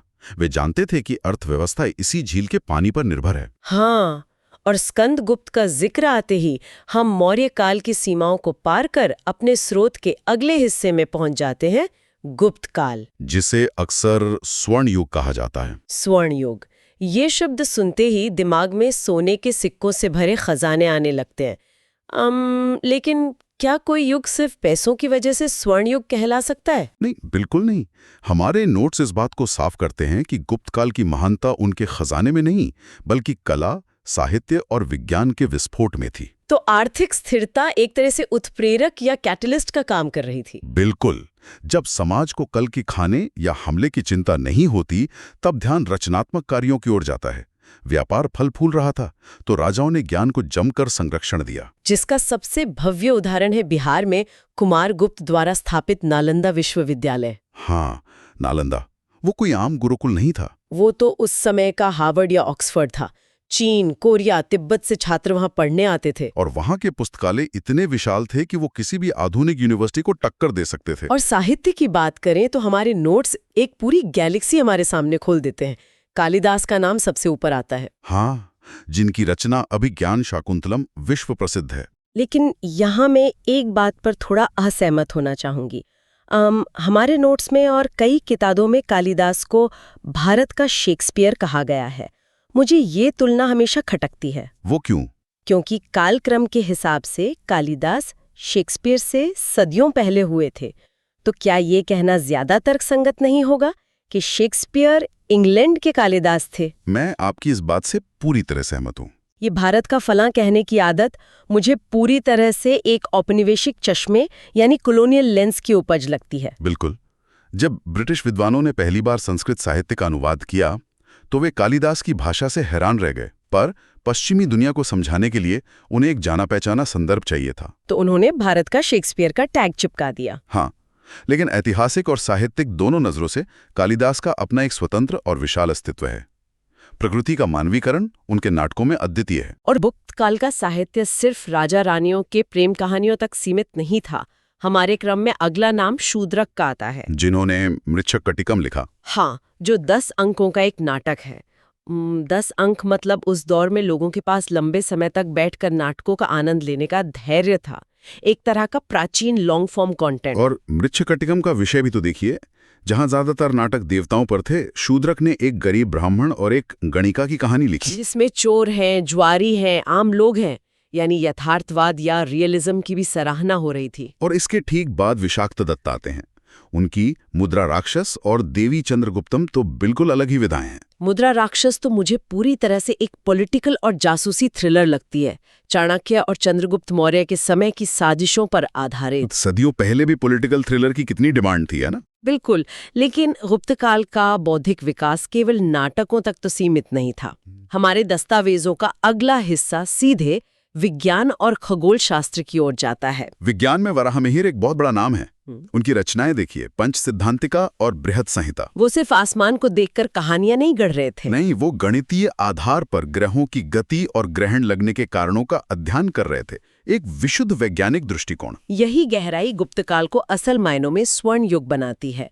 साहित्य और विज्ञान के बाद हमारे नोट्स का प्रवाह अब वास्तुकला की तरफ मुड़ता है। पत्थरों पर उकेरी गई कविताएं। हाँ, हम भारत की 3 प्रमुख मंदिर वास्तुकला शैलियों के क्रमिक विकास पर बात करेंगे, नागर, द्रविड़ और वेसर। उत्तर भारत में नागर शैली विकसित है, जिसका मुख्य हिस्सा उसका शिखर होता है, जो पर्वत चोटी की तरह आसमान की ओर उठता है। और दक्षिण में द्रविड़ शैली, जिसका मुख्य आकर्षण प्रवेश द्वार यानी गोपुरम है। और मध्य भारत में वेसर शैली का उदय हुआ। इस वेसर शैली के विकास को अगर हम आज के तकनीकी चश्मे से देखें ना, तो ये मुझे बिल्कुल ओपन सोर्स कोडिंग के कंसेप्ट जैसा लगता है। ओपन सोर्स कोडिंग मतलब आर्किटेक्चर में? वो कैसे? देखिए, मान लीजिए उत्तर के आर्किटेक्ट्स ने एक कोड या सॉफ्टवेयर लिखा नागर, और दक्षिण वालों ने एक अलग कोड लिखा द्रविड़। ठीक है। अब मध्य भारत वालों ने क्या किया? उन्होंने दोनों जगह के कोड्स उठाए, उनकी अच्छी चीजों को मिलाया और एक नया हाइब्रिड डिजाइन तैयार कर दिया, जिसे हम वेसर कहते हैं। अरे वाह, ये बहुत ही सटीक और आधुनिक रूपक है। इसमें नागर का शिखर भी है और द्रविड़ की बारीकियां भी। चालुक्य और राष्ट्रकूट राजवंशों ने दोनों शैलियों के कारीगरों को बुलवाकर प्रयोग करने की छूट दी थी। वास्तुकला कभी दायरे में कैद नहीं रहती। प्रयोग और रचनात्मकता की बात हो और हम महाराष्ट्र की अजंता की गुफाओं का जिक्र न करें, ऐसा तो हो ही नहीं सकता। हाँ, जिन्हें 1983 में यूनेस्को ने विश्व धरोहर का दर्जा दिया। यहाँ कुल 29 गुफाएं हैं, पर जो बात मुझे सबसे ज्यादा हैरान करती है वो है गुफा नंबर 17, जिसे चित्रशाला कहा जाता है। अजंता तो इंजीनियरिंग और कला का चमत्कार है। कारीगरों ने ऊपर से नीचे की ओर ठोस ज्वालामुखी चट्टानों को काटना शुरू किया था। जरा सोचिए, उस दौर में कोई बिजली नहीं थी और गुफाओं में घना अंधेरा होता था। कहा जाता है कि उन्होंने धातु के बड़े बड़े शीशों का इस्तेमाल करके सूरज की रोशनी को अंदर रिफ्लेक्ट किया था, ताकि चित्रकार अंदर देख सके, और फिर प्राकृतिक खनिजों से ऐसे रंग बनाए जिनकी चमक आज 2000 साल बाद भी वैसी ही है। वे सिर्फ चित्र नहीं बना रहे थे, वे पहाड़ों के सीने में एक जीवन दुनिया रच रहे थे। पहाड़ों के सीने में दुनिया रचना, और पत्थरों पर रचनाओं का ये सिलसिला हमारे स्रोतों के आखिरी खंड में बहुत तेजी से आगे बढ़ता है, जहां हम शिलालेखों और दक्षिण मध्य भारत के राजवंशों की बात करते हैं। बिल्कुल। सबसे पहले जिक्र आता है अहोल अभिलेख का, जो चालुक्य शासक पुलकेशिन द्वितीय से जुड़ा है। और इसे उनके दरबारी कवि रवि कीर्ति ने लिखा था। ये केवल प्रशंसा नहीं बल्कि एक ऐतिहासिक दस्तावेज है, जिसमें पुलकेशिन द्वारा उत्तर के राजा हर्षवर्धन को हराने का वर्णन है। हाँ, ये दिखाता है कि दक्षिण की सत्ताएं उत्तर की ओर भी प्रभाव बढ़ा रही थी और उसे पत्थरों पर दर्ज कर रही थी। इसके बाद पल्लव वंश का नाम आता है। नरसिंहवर्मन प्रथम ने महाबलीपुरम में रथ मंदिर बनवाए, जो कि मोनोलिथिक हैं। हाँ, मतलब अलग अलग पत्थरों को जोड़कर नहीं, बल्कि एक ही विशाल चट्टान को तराशकर पूरा का पूरा मंदिर बना दिया गया। और फिर उनके उत्तराधिकारी नरसिंहवर्मन द्वितीय ने शोर मंदिर बनवाया, जो द्रविड़ शैली का बेहतरीन ढांचा है। एक ही चट्टान को तराशने से लेकर पत्थरों को जोड़कर मंदिर बनाने तक का ये सफर पल्लवों के वास्तुकला विकास को दर्शाता है। इसके बाद चोल वंश आया, जिसके संस्थापक विजयालय थे और सबसे प्रतापी राजा राजराज चोल थे। उन्होंने इन मंदिरों को इतना विशाल कर दिया कि वे पूरे शहर का केंद्र बन गए। हमारे नोट्स के अंतिम हिस्से में 2 और महत्वपूर्ण राजवंशों के संस्थापकों का जिक्र है। एक है सातवाहन वंश, जिसकी स्थापना सिमुक ने की थी और उनकी राजधानी प्रतिष्ठान थी। और अंत में कुषाण वंश। इसके संस्थापक कुजुल कडफेसिस थे, लेकिन हम सभी इसके सबसे प्रसिद्ध शासक कनिष्क को जानते हैं, जिन्होंने गांधार और मथुरा कला शैलियों को संरक्षण दिया। अगर हम इन सारे राजवंशों को, चाहे वे चोल हों, सातवाहन हों, कुषाण हों या शुरुआत के मौर्य और गुप्त हों, एक साथ रखकर देखें तो इनके पीछे की मानसिकता क्या थी? मानसिकता एक ही थी, विरासत को अमर बनाना। कोई भी इंसान हमेशा के लिए जिंदा नहीं रह सकता। सही बात है। लेकिन एक विशाल मंदिर, चट्टान पर उकेरा गया आदेश या सोने का सिक्का, ये चीजें समय को मात दे सकती हैं। वे राजा सदियों बाद आने वाली पीढ़ियों से संवाद कर रहे थे। बिल्कुल, वे जेम्स प्रिंसेप जैसे किसी भविष्य के इंसान के लिए अपने फुटप्रिंट्स छोड़ रहे थे। क्या कमाल की बात है। हमने चंद्रगुप्त मौर्य के दरबार से लेकर कलिंग के मैदान में अशोक के पश्चाताप तक का सफर तय किया। सुदर्शन झील के किनारों से होते हुए गुप्त काल के विज्ञान और कालिदास के नाटकों को समझा। वास्तुकला के ओपन सोर्स कोडिंग को देखा, अजंता की गुफाओं के रंगों को महसूस किया और कनिष्क के शासन तक की कड़ियों को जोड़ा। और ये सब हमने स्रोत सामग्री के बिल्कुल उसी व्यवस्थित क्रम में किया जैसे समय खुद आगे बढ़ा हो। इस पूरे गहरे विश्लेषण को समेटते हुए मेरे मन में एक विचार आ रहा है जो मैं साझा करना चाहूंगी। क्या विचार है? हमने देखा कि अशोक से लेकर पल्लव और चोल राजाओं तक सबने पत्थरों को अपना कैनवस बनाया। उन्होंने सुनिश्चित किया कि हजारों साल बाद भी ठोस सबूत मिले। हाँ, ताकि उनका वजूद मिट ना जाए। जरा आज के हमारे आधुनिक युग के बारे में सोचिए। हमारी सारी जानकारी, तस्वीरें, कानून, सब कुछ क्लाउड सर्वर्स और डिजिटल डेटा के रूप में हवा में तैर रहा है। ये तो है, सब कुछ वर्चुअल है। अगर भविष्य में कभी कोई बहुत बड़ा डिजिटल कोलैप्स हो जाए, मान लीजिए कोई सौर तूफान आए और सारे सर्वर नष्ट हो जाएं, तो आज से 2000 साल बाद के जेम्स प्रिंसेप को हमारे युग के बारे में क्या मिलेगा? ये तो सच में डराने वाला ख्याल है। क्या हमारे पास कोई ऐसा रथ मंदिर या शिलालेख है जो भविष्य को बता सके कि हम कौन थे? या हम बस एक ऐसा युग बनकर रह जाएंगे जिसका कोई स्थायी निशान इतिहास के पन्नों पर नहीं मिलेगा? इसी सवाल के साथ आज की इस विस्तृत चर्चा को हम यहीं विराम देते हैं। इतिहास की इस विस्तृत चर्चा में आज हम एक बेहद दिलचस्प सफर पर निकलने वाले हैं। आज का हमारा मिशन कोई आम कहानी सुनना नहीं है, बल्कि हमारे स्रोत दस्तावेज की पहली स्लाइड से लेकर आखिरी तक बिल्कुल उसी क्रम में घटनाओं को डिकोड करना है। बिल्कुल। मतलब अक्सर लोग सोचते हैं कि इतिहास सिर्फ तारीखों और राजाओं के नामों का पुलिंदा है, लेकिन सच कहूं तो ये सत्ता, रणनीति और इंसानी महत्वाकांक्षाओं की एक बहुत ही रोमांचक कहानी है। हाँ, और आज हम जानकारी को बिल्कुल उसी क्रम में विश्लेषित करेंगे जैसे वो हमारे नोट्स में दर्ज है। इससे हमें ये समझने में मदद मिलेगी कि कैसे एक घटना ने या एक फैसले ने दूसरी घटना की नींव रखी। तो चलिए इस सफर की शुरुआत करते हैं स्लाइड 1 से, जो हमें सीधे भारत में हुए सत्ता के सबसे बड़े और हिंसक बदलाव की तरफ ले जाती है।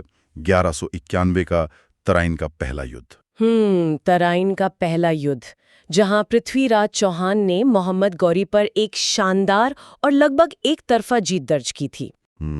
लेकिन देखिए, असली कहानी शुरू होती है इसके ठीक 1 साल बाद 1192 में तराइन के दूसरे युद्ध में।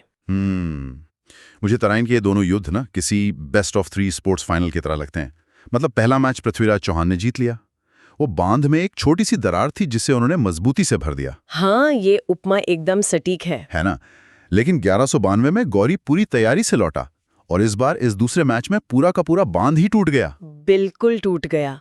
और उस सैलाब ने ना सिर्फ एक राजा को हराया, बल्कि भारत में दिल्ली सल्तनत के रूप में सत्ता का एक पूरा नया ढांचा खड़ा कर दिया। और नोट्स के अगले हिस्से में हम देखते हैं कि इस सल्तनत पर 5 अलग-अलग वंशों ने राज किया। हाँ, वो 5 वंश गुलाम, खिलजी, तुगलक, सैयद और लोदी। जी।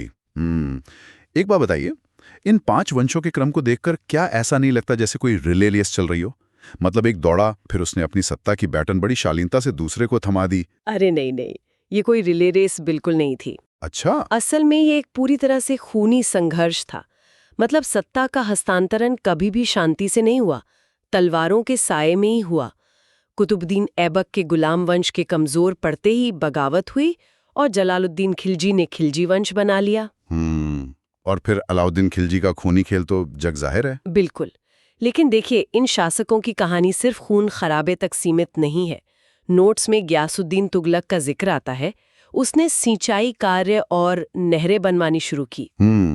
ये मुझे थोड़ा अजीब लगा। एक राजा जो हमेशा युद्ध लड़ रहा है, वो अचानक नहरें क्यों बनवा रहा है? क्योंकि युद्ध के लिए चाहिए सेना और सेना के लिए चाहिए पैसा। गयासुद्दीन तुगलक ये समझ गया था कि अर्थव्यवस्था खेती पर टिकी है और खेती सिंचाई पर।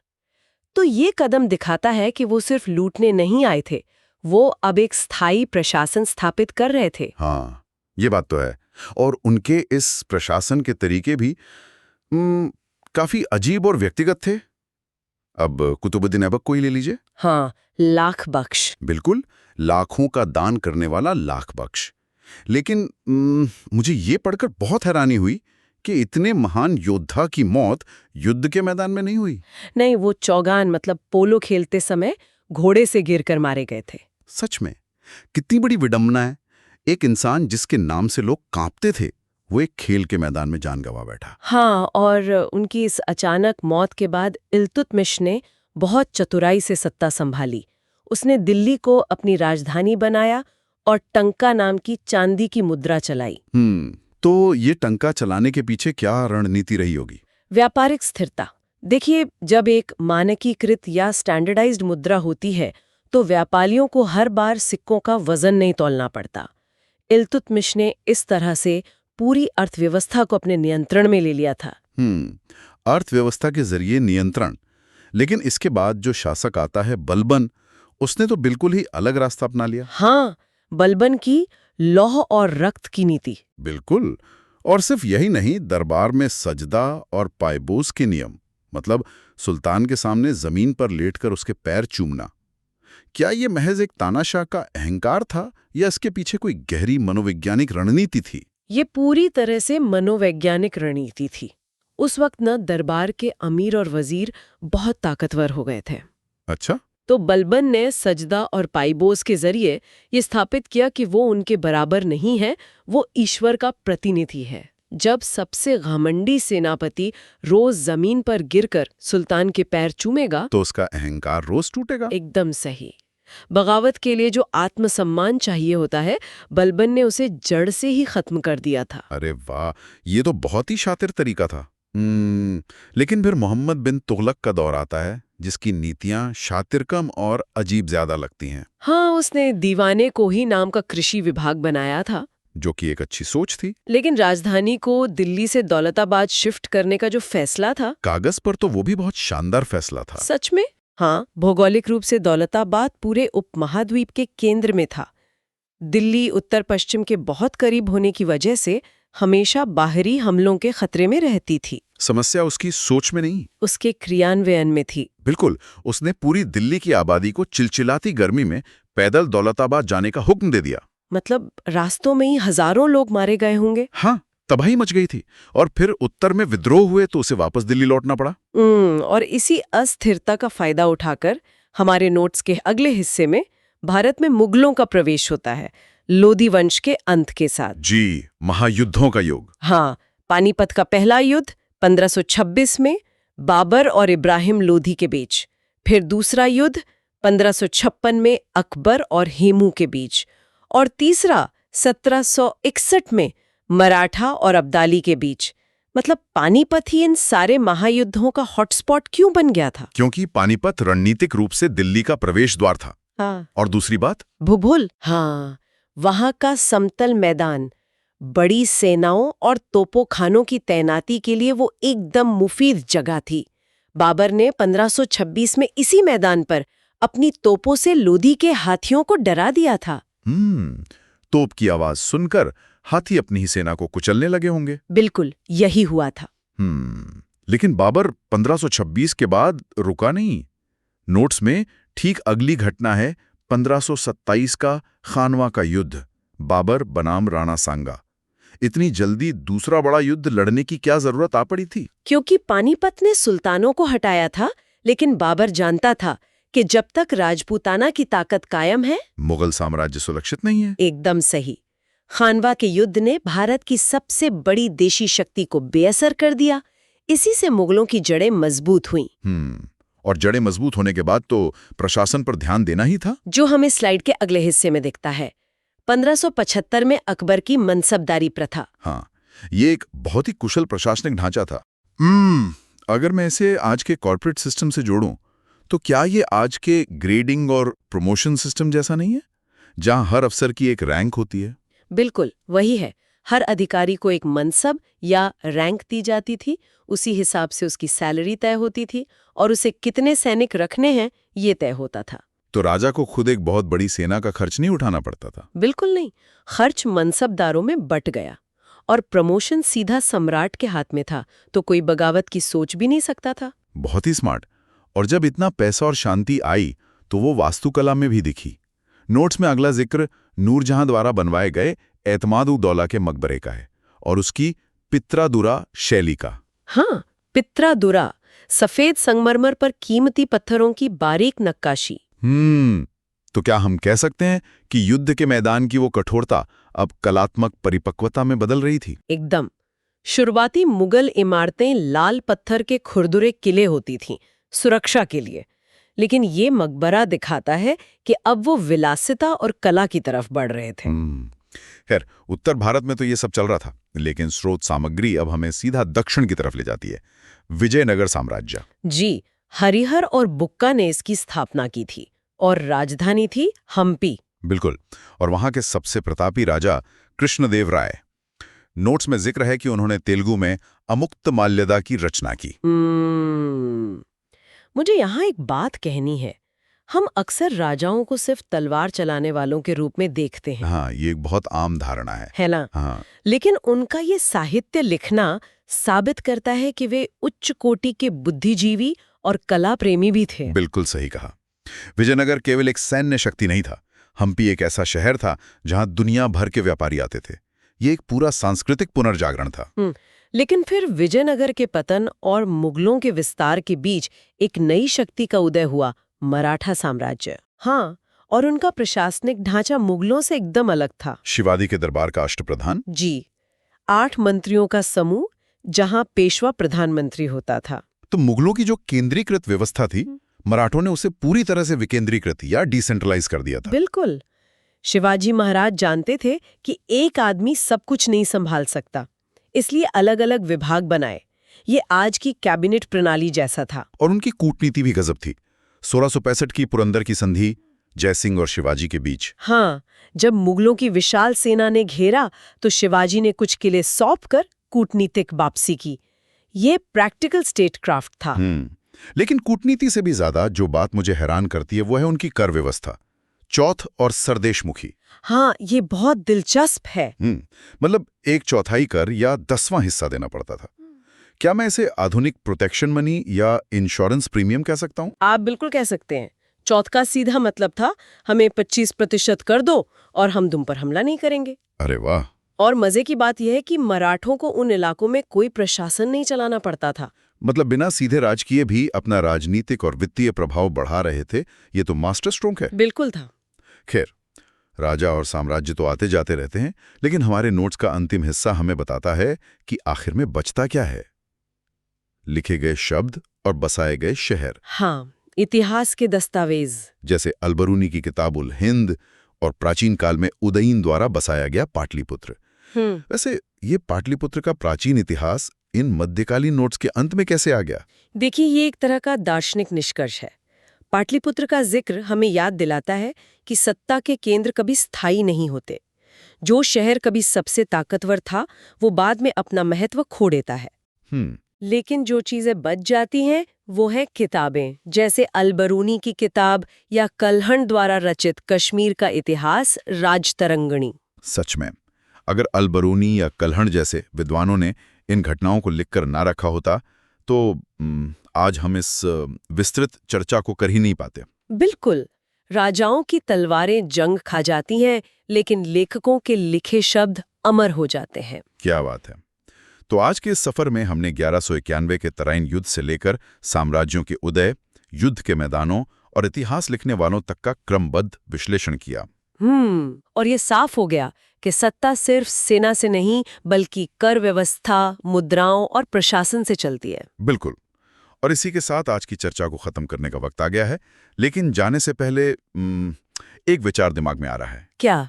आज हम इन पुराने सिस्टम्स जैसे मनसबदारी या चौथ की खामियां और खूबियां निकाल रहे हैं। सोचिए, आज से 1000 साल बाद जब भविष्य के इतिहासकार हमारे इस वर्तमान युग को पढ़ेंगे। वाकई सोचने वाली बात है ना? इतिहास सिर्फ पीछे नहीं देखता, वो भविष्य के लिए भी आईना साफ करता है। तो इस विचार मंथन में हमारे साथ गहराई तक जाने के लिए बहुत बहुत धन्यवाद। मिलते हैं अगली विस्तृत चर्चा में।